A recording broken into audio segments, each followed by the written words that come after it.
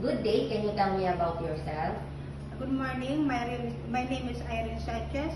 I am 37 years old. I came from Mauraro, Ginubatan, Albay. Are you single, married? I am married. Do you have kids? I have kids. I have two sons. The other one is 10 years old. The other one is 12 years old. And how many siblings do you have? I have 9 siblings. I am 9 in the order. Can you tell me about your educational background? I finished vocational course, 2-year computer secretary. Okay. Do you have work experience abroad? Yes, I have work experience abroad for almost 9 years.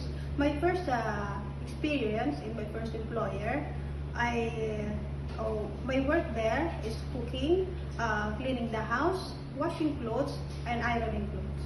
And then my second employer, my work there is cleaning the house, washing clothes, ironing clothes, and cooking food and taking care of the kids. Okay. How would you describe yourself?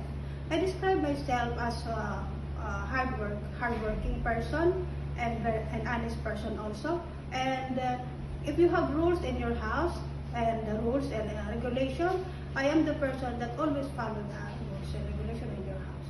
Okay. Do you have any tattoo in your body? I don't have any tattoo. Also, did you undergo to any kind of surgery? I did not undergo any surgery. Okay. And why do you want to work abroad? Because this is my almost my work for past 9 years. And aside from that? And also, I want to continue providing for my family, especially my kids. They are still studying. Okay. Are you scared of dogs and cats? No, I did not scare because before I am also taking care of dogs and cats in our house. I see.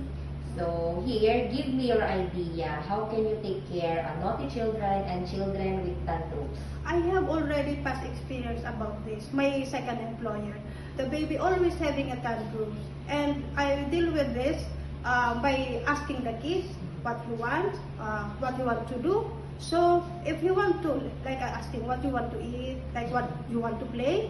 So if you said, no, I want to play, I want to eat, so I deal with him, always deal with him. Okay, thank you. And then lastly, what is your message to your future employer? To my future employer, I promise you that I am the person that I am hardworking and honest, and whatever the rules and regulation in the house, like in my former employer, I always obey, ready to obey, and then willing to do all the work in your house. And if you have children, I always taking care of them, feeding them the right foods, and I will treat them as my own kids. And thank you. Thank you.